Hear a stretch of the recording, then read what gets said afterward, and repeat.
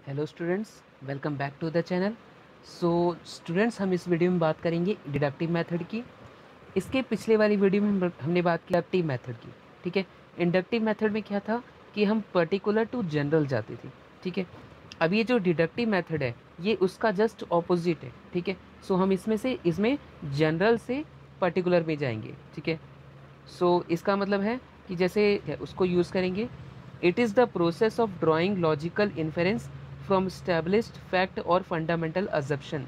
ठीक है, जो पहले से ही कुछ फैक्ट्स हैं, फंडामेंटल अब्जप्शन है, उससे हम आगे कंक्लूड करते हैं। ठीक है, so in deduction the law is accepted and then applied to a number of specific example. इस मेथड में हम क्या करते हैं, कोई भी जो रूल है, कोई भी जो लॉ है, उसको हम एक्सेप्ट करते हैं और उसके फिर कुछ एग्जाम्पल क्रिएट करते हैं। ठीक है, और उस पर अप्लाई करते हैं। So the child does not discover laws but develop skills in applying them. तो जो चाइल्ड होता है वो लॉज को डिस्कवर नहीं करता है, बल्कि उनको अप्लाई करने की जो स्किल है उसको डेवलप करता है। सो वो we proceed from general to particular और फ्रॉम एब्स्ट्रैक्ट टू कॉन्क्रीट। ठीक है, तो हम जनरल से पर्टिकुलर की तरफ जाते हैं और एब्स्ट्रैक्ट से कंक्रीट की तरफ जाते हैं। लेकिन इंडक्टिव मेथड में क्या था, इसका उल्टा था। उसमें हम पर्टिकुलर टू जनरल जाते थे। ठीक है, या फिर कंक्रीट टू एब्स्ट्रैक्ट जाते थे। तो ये डिडक्टिव मेथड इसका ऑपोजिट है। Here the teacher presents before the student the general rules and thereafter gives different example to prove its fact. ठीक है, तो जो इसमें क्या होता है, इस मेथड में जो टीचर होता है वो पहले ही जनरल रूल को प्रेजेंट कर देता है स्टूडेंट के सामने, और स्टूडेंट को जस्ट उसको अप्लाई करना होता है। So the pre established formula is accepted by the students.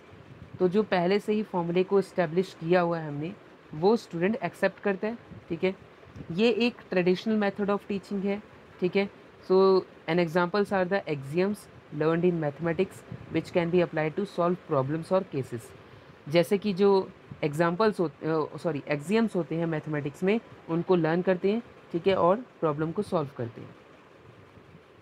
इसकी डेफिनेशन देखते हैं। So according to Williamson Wilson ji, by deductive method is meant reasoning from general to particular और from universal to individual. And according to Professor Miller, deduction is the method of using a general principle to reach specific conclusion. Means general principle से एक specific conclusion तक पहुंचना। ठीक है, steps for deduction method. So clear recognition of the problem. ठीक है, पहले पूरी प्रॉब्लम को अच्छी तरह से रिकॉग्नाइज करना। Search for a tentative hypothesis, कुछ हाइपोथेसिस ऐसे सर्च करना जो उससे रिलेटेड हो। Formulation of a tentative hypothesis, एक टेंटेटिव हाइपोथेसिस को फॉर्मुलेट करना, फिर वेरीफाई करना। ठीक है, सो इसके एग्जाम्पल हैं। पहला तो एग्जाम्पल है, two distinct line in a plane are either parallel और इंटरसेक्टिंग। ये एक जनरलाइज्ड आइडिया है। ठीक है, और इसका स्पेसिफिक आइडिया क्या है, two distinct line in plane can not have more than one point in common. ठीक है, तो हम जनरल से इस स्पेसिफिक की तरफ गए। इसी तरह से एक देखिए फॉर्मूला थर्ड हम कर रहे हैं। ठीक है, अच्छा सेकंड वाला भी देख लेते हैं। We have the formula for the solution of linear simultaneous equation. ठीक है, हमारे पास लीनियर साइमल्टेनियस इक्वेशन का सोल्यूशन है। So the students find the solution of some problems like based on this formula. तो जो स्टूडेंट होगा वो इस फॉर्मूला पे बेस्ड जो होगा उससे प्रॉब्लम को सॉल्व करेगा। ठीक है, उस फॉर्मूले की हेल्प से, तो वो स्पेसिफिक की तरफ जाएगा। Third, find A raised to power 5 upon A raised to power 4। So हमको ये फाइंड करना है, और हमको पहले से फॉर्मूला कौन सा पता है, a raised to power m upon A raised to power n is equal to a raised to power m minus m n. तो इसकी हेल्प से हम जब इसको अप्लाई करेंगे तो हमारे पास आएगा answer A. So here the teacher is following deductive approach, means हम जनरल से पर्टिकुलर की तरफ जा रहे हैं। ठीक है, so teaching and learning process using deductive method. ठीक है, सो पहले क्या होता है, नोन फॉर्मूला होता है, हमारे पास एक फॉर्मूला पहले से रेडी होता है, डिडक्टिव मेथड अप्लाई करते हैं। इसमें क्या होता है, application of formula and poses new formula. ठीक है, इसके मेरिट्स क्या हैं, ये हमारे टाइम को बचाता है, लेबर को बचाता है। ठीक है, बोथ टीचर एंड स्टूडेंट्स की। ठीक है, जो स्टूडेंट्स होते हैं उनको एनालाइज करने की ज़रूरत नहीं होती है यूनिवर्सल प्रिंसिपल को, ठीक है। वो डायरेक्ट क्वेश्चन जो प्रॉब्लम्स हैं उन पर अप्लाई करते हैं, ठीक है।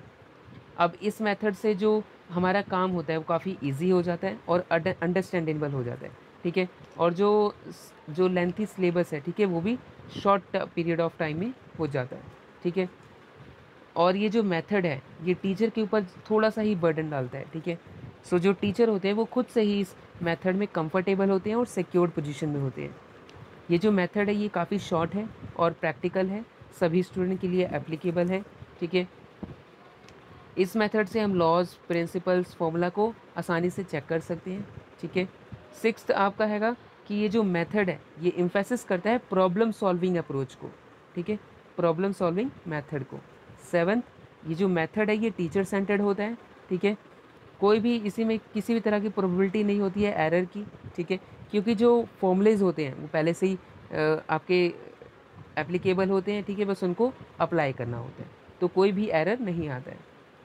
जो एट्थ, बाय डिडक्टिव मेथड, जो लर्निंग पावर है स्टूडेंट की वो इंक्रीज़ होती है।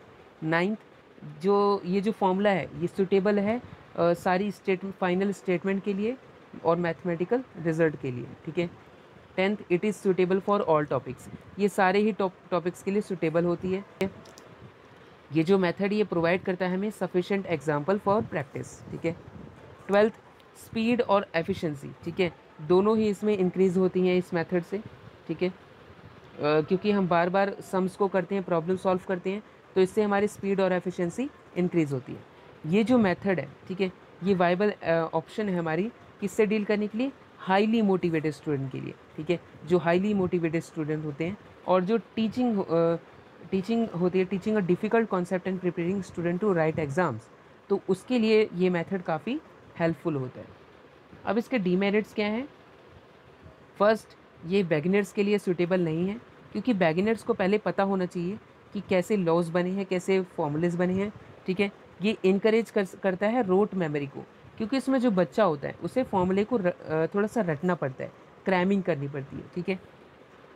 सो नेक्स्ट, ये क्लैरिफाई डाउट को क्लैरिफाई नहीं करता लर्नर के, ठीक है, उनको बस एक पैसिव बना देता है कि आपको बस इसको फॉर्मूले को लेना है, इसको अप्लाई करना है, ठीक है।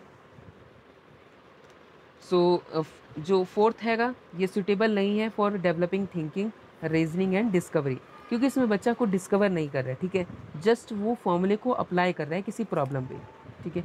Fifth, by using this method the teaching learning process become uninteresting and dull, इस मेथड से जो टीचिंग लर्निंग प्रोसेस है वो काफ़ी अनइंटरेस्टिंग सी हो जाती है और डल हो जाती है। Sixth, students don't get opportunities to gain new knowledge, इसमें जो स्टूडेंट होते हैं उनको नई नॉलेज गेन करने का जो मौका है वो नहीं मिलता है, क्योंकि जो बच्चे होते हैं, स्टूडेंट होते हैं, इसमें क्या करते हैं, जो पहले से ही फॉर्मूला जो है उसी को अप्लाई करते हैं जस्ट, और कोई इनको नई इन्फॉर्मेशन नहीं मिलती है, ठीक है। So this is the deduction method.